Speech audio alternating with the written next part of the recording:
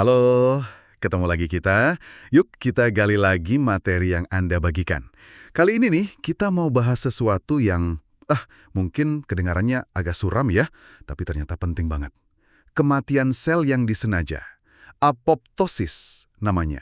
Betul. Fokus kita di bab 17 dari genom. Iya, ini tuh salah satu paradoks biologi yang paling menarik loh.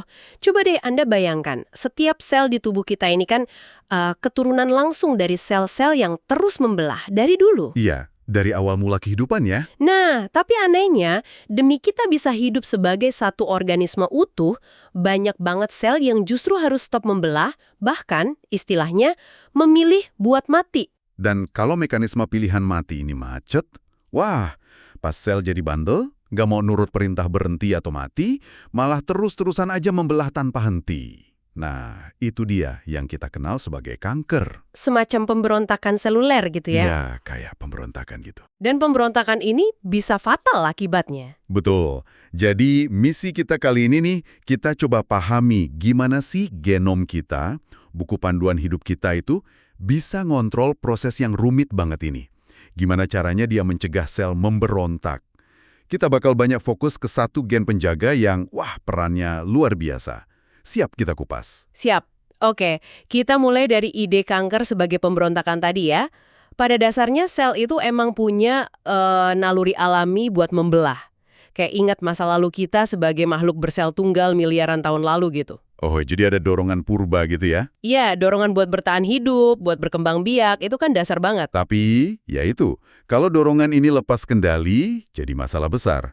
Dan penting juga nih, seperti yang dijelasin di materi Anda, kanker itu bukan kayak kita nyalain saklar lampu, bukan kejadian tunggal. Kanker itu hampir selalu hasil dari penumpukan serangkaian kerusakan genetik, nggak cuma satu.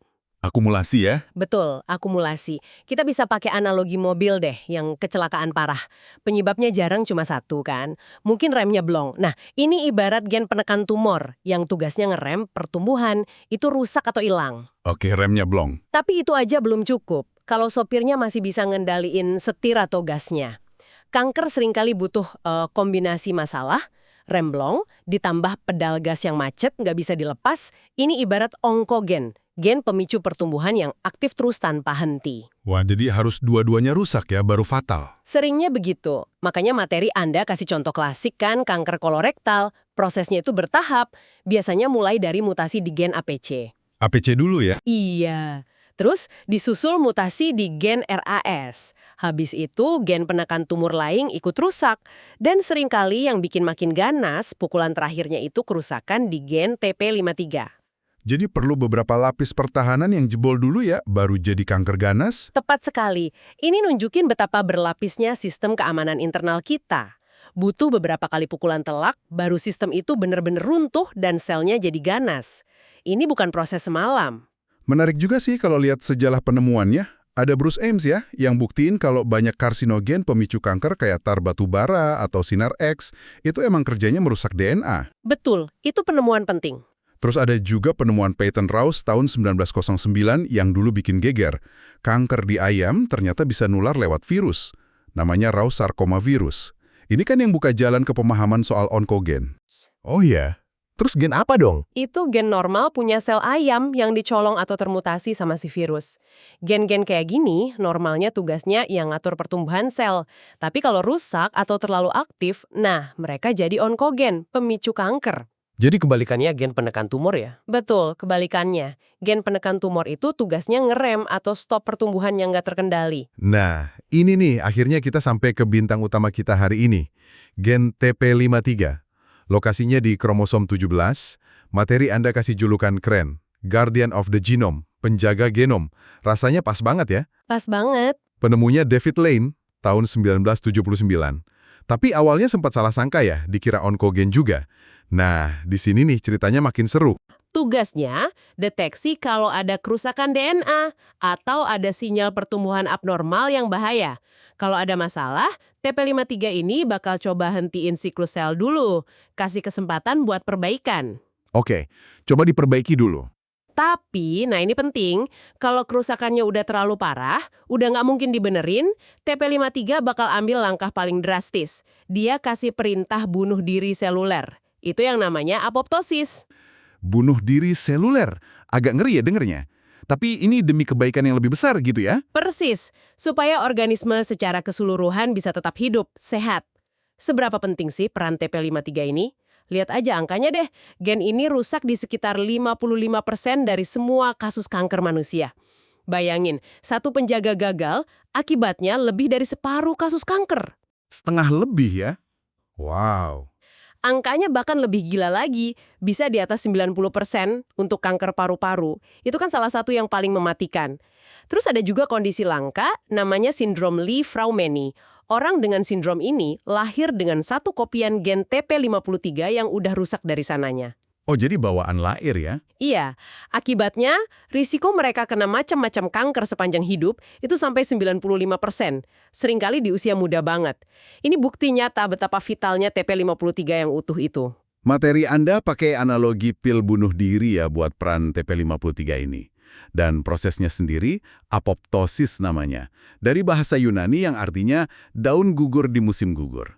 Ini menarik sih, kayaknya kematian yang teratur gitu ya. Bukan yang kacau karena luka.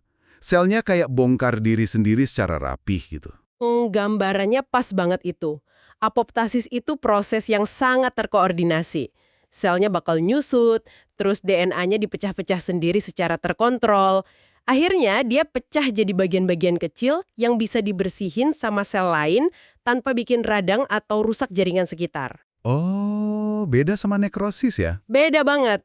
Nekrosis itu kan kematian sel karena cedera, biasanya berantakan dan bikin respons imun.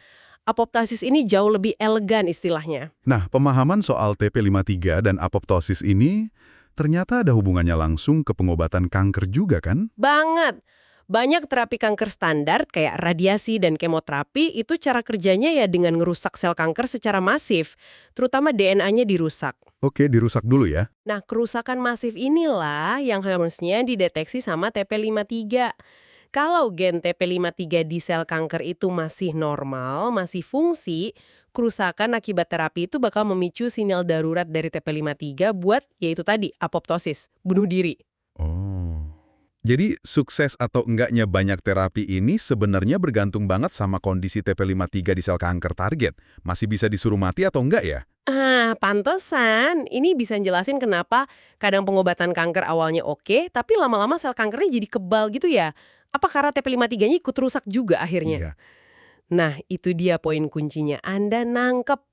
Itu salah satu mekanisme resistensi yang paling sering terjadi dan paling susah diatasi.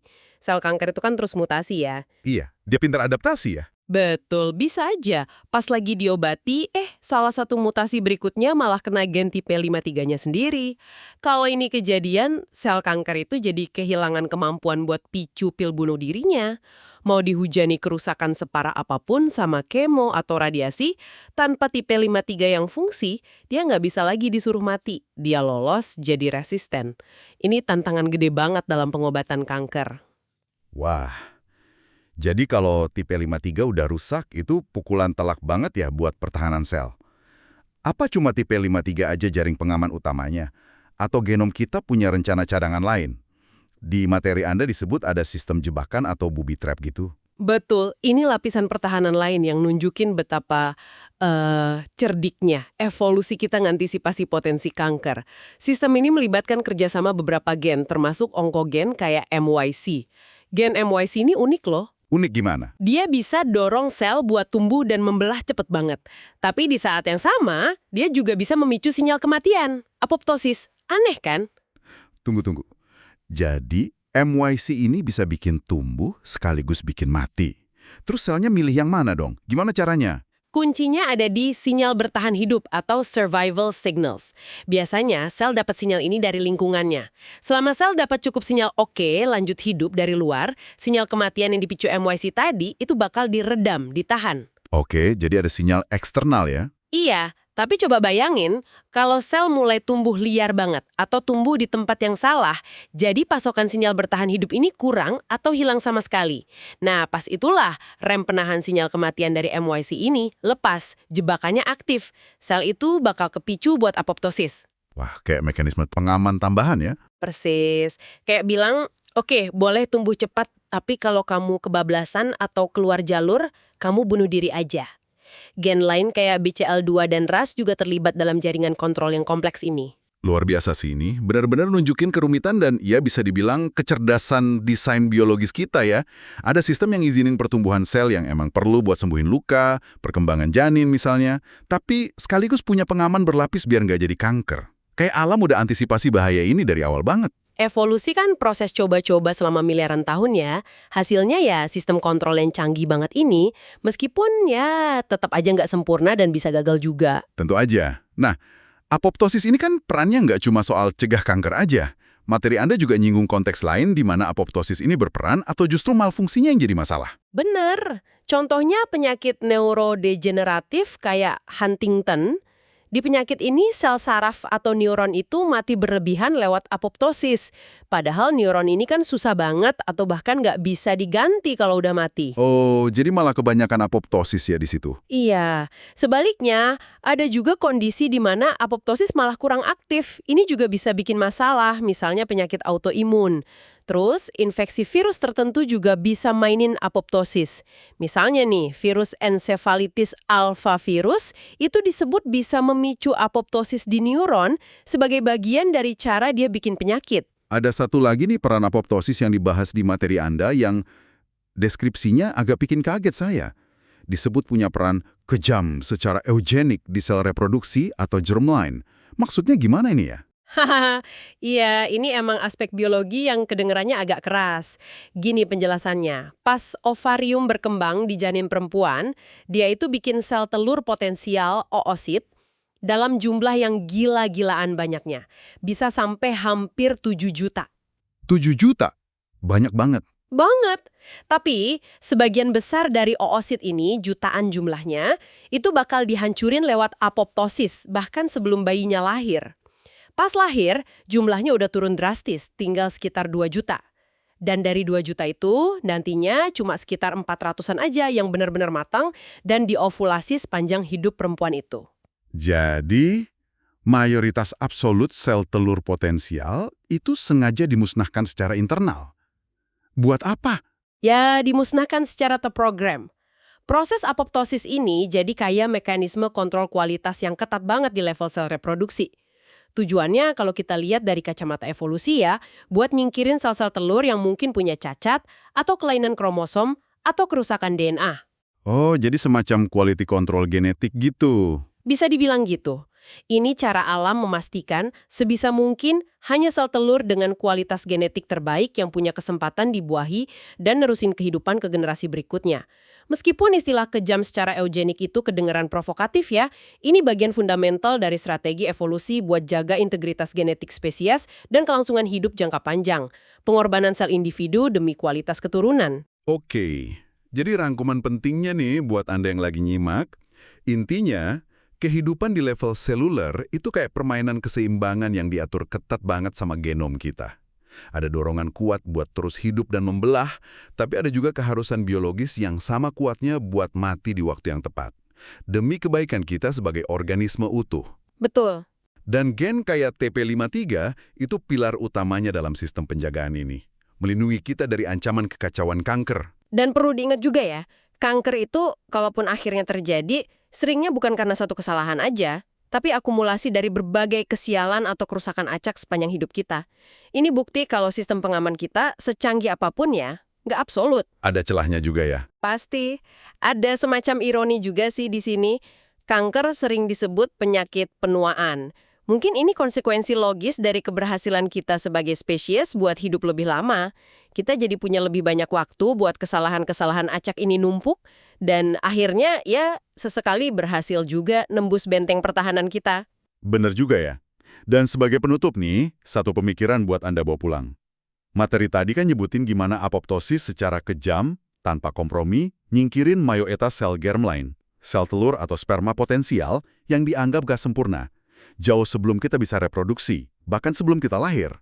Iya, proses seleksi internal yang ketat. Nah, kalau ada proses seleksi internal yang sefundamental itu, yang bisa dibilang eugenik ini, kerja di dalam diri kita, apa artinya ini buat cara kita mandang konsep kesempurnaan biologis?